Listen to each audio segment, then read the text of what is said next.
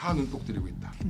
다음 달에도 제가 여기 올 텐데 다음 달이나 다다음 달에 올 때 되면은 그때 그 이건희 대표 얘기했던 게 됐네. 투자를 이제부터 고민 좀 해봐야 되지 않을까? 삼천당작이 수급을 강하게 먹어줬다가 도로 뱉고 나니까 제약바이오가 싸늘하게 좀 식어가는 그런 모습이다라고 알티오제 퍼가 55? 2대 주주가 주주환을 요구했다? 제약바이오 기업한테 SC 제형이 판매해서 매출고가 얼마 하면은 마일스톤이 알티오제 얼마 가져갈 것, 보통 다 이런 시나리오잖아요. 우리가 삼천당작에서 봤던 게 그 숫자 어떻게 나왔냐를 전쟁 때 느끼셨을 거예요. 바이오가 확 죽어버리죠. 전쟁이 터지니까. 근데 전쟁 중에도 지난달에 왔을 때 뭐 삼천당제약은 막 연일 신고가를 내고 있긴 했는데 네. 삼천당제약은 또 자체 문제로 지금 갑자기 또 반토막이 났죠. 예. 저 우스갯소리로 갑신정변도 아니고 3일천하 뭐 이렇게 돼버렸는데 네. 일단 그거 투자하신 분들한테 되게 안타깝지만 사실은 뭔가 의구심이 있기 때문에 그런 거잖아요. 이제 그런 것들을 해소하는 과정이 좀 필요할 걸로 보이고 대신에 이제 전쟁 기간에는 바이오뿐만 아니라 로봇주들도 많이 빠졌어요.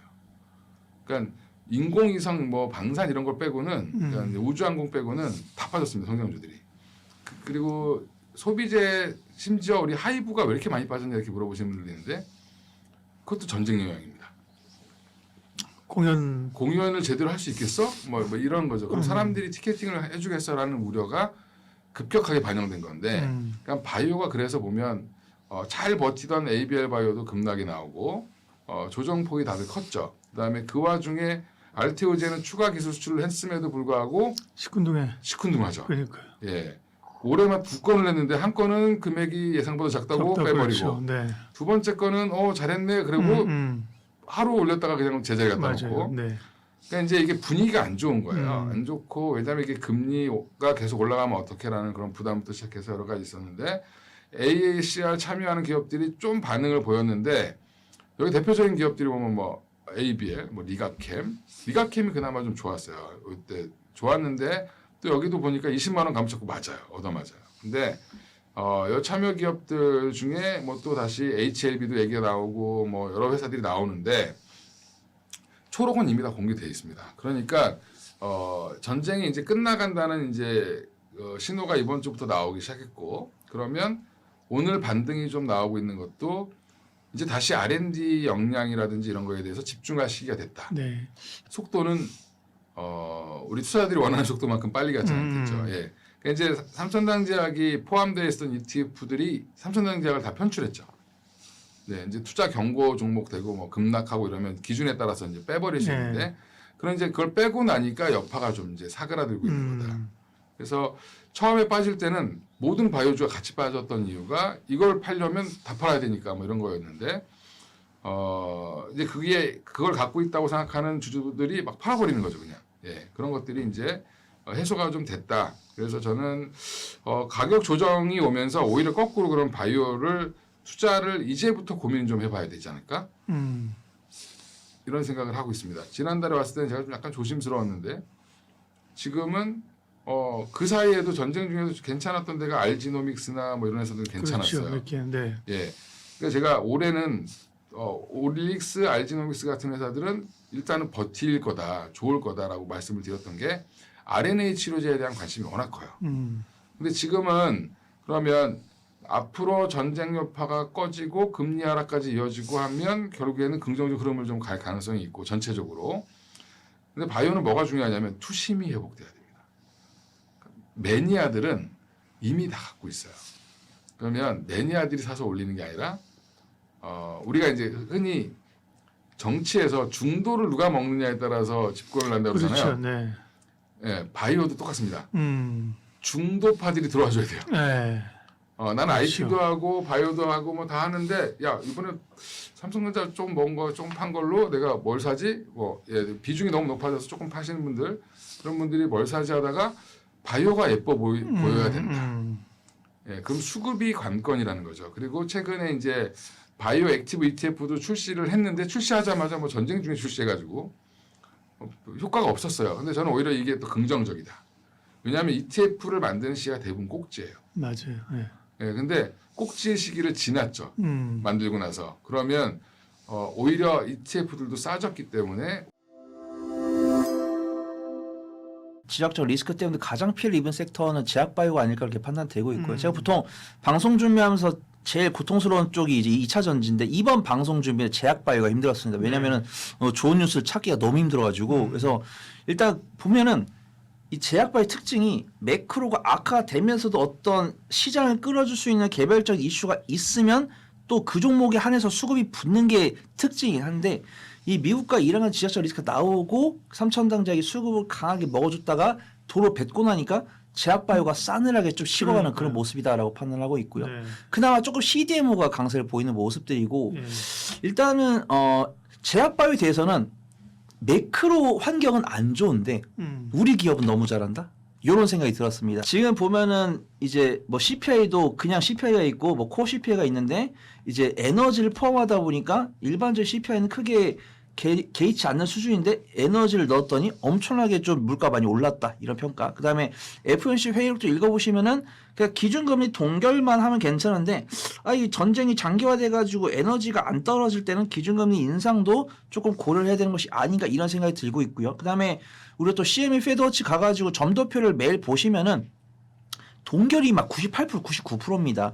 이런 부분들 하고 근데 지금 금리가 우리가 구독자분들 아시겠지만 저는 이제 옛날에 한창 이제 직장 들어가지고 예적금 넣을 때 금리가 한 1.5% 정도밖에 안 됐었거든요. 근데 지금도 우리나라 금리 2.5고 미국 같은 경우 3.5기 때문에 상대적으로 제가 생각하는 안정적인 금리는 1%대인데 2.5, 뭐 3.0이면 좀 높은 수위인데 원래 타겟 금리는 1.5, 1.0에 못 가고 있잖아요. 이런 이슈가 터지면서.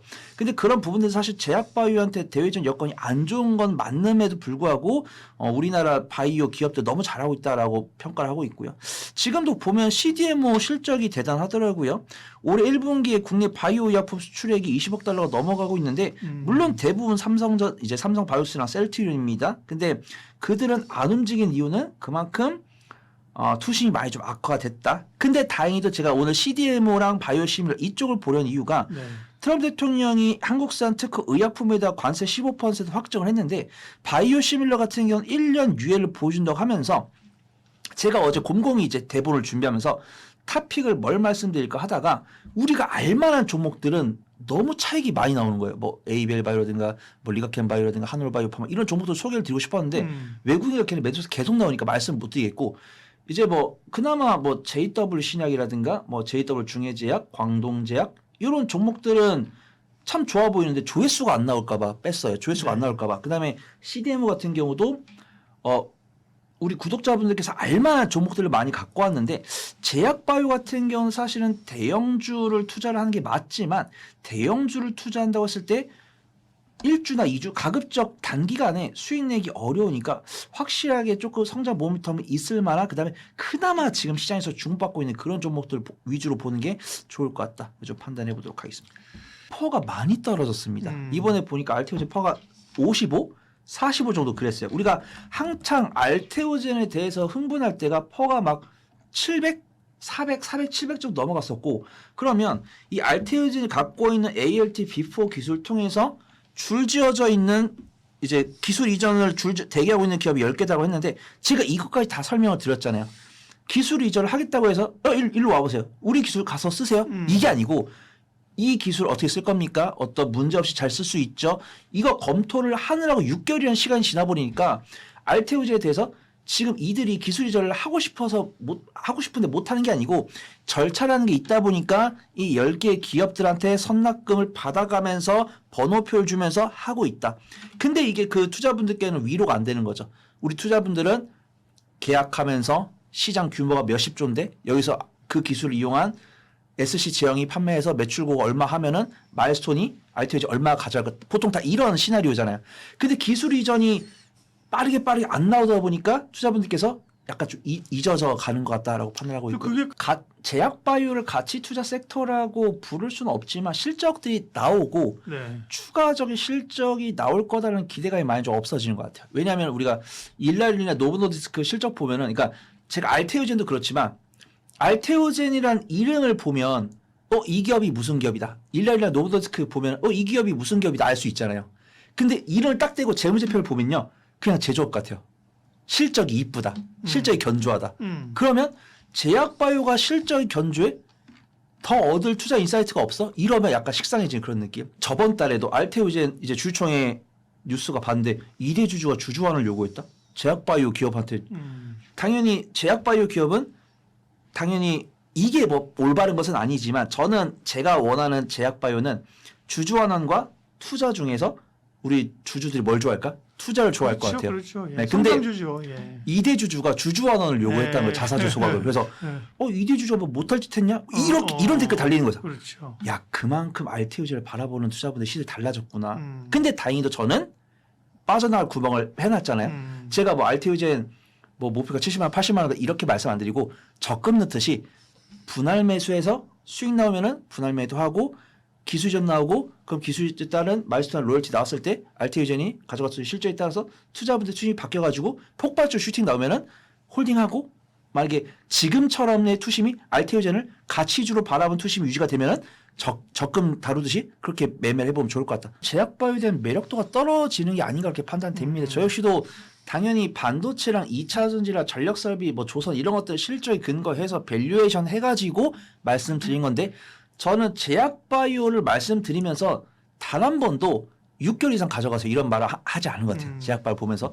그렇기 때문에 제약바이오는 확실하게 어떤 트레이딩의 영역을 보고 있고 어떤 통계적으로 봤을 때 우리가 원하는 파이프라인이 임상이랑 시판까지 가는데 퍼센트가 낮기 때문에 대응이 중요하다고 판단하고 있고요. 저는 정확히 어떤 이 공시하는 방식에 대해서 어떻게 나올지 모르겠습니다. 근데 저는 제가 원하는 거는 계약 상대방을 비공개를 공개로 할지 이거 좀 센 것 같고 그렇죠. 아니면은 우리가 이걸 기술 이전 해가지고 향후 가져갈 수 있는 거에 대한 가이드라인을 너무 허무맹랑하게 말고 약간 좀 거기도 IR팀이 있을 거잖아요. 그 회사에도. 그러면은 그 IR팀에서 제가 계산기 늘 두들기듯이 시장 규모가 어떤데 우리의 롤모델로 하는 기업이 요 정도 파이를 갖고 있다. 그래서 우리가 이거를 기술 이전 해가지고 요 정도 파이는 가져갈 것 같다. 요 가이드라인만 말해주면 우리가 삼천당제에서 봤던 게 그 숫자 어떻게 나왔냐를 얘기 안 해주시고 네. 제가 이번에 그 뉴스를 보니까 질의응답을 삼천당제약 분이 안 하시고 어떤 네. 전문가 하셨더라고요. 네. 수속도 안 네. 밝히고. 네. 근데 또 그분이 또 전과가 또 있으시고. 다른 바이오 쪽 그죠. 예. 네, 그래가지고 그런 것들을 보면서 제가 만약에 우리 구독자분들을 사랑하는 마음이 없으면 뭐 알아서 하셔라 이렇게 말씀드리겠지만 저 우리 구독자분들께서 그런 위험한 매매는 안 하시길 권장드리지만 제약바이오가 다른 섹터들 중에서 제일 리스크 있고 밸류에이션이 제일 어려운 섹터이기 때문에 분산 투자 분할 매매가 제일 중요하다. 그래서 좀 말씀 좀 드려보도록 하겠습니다.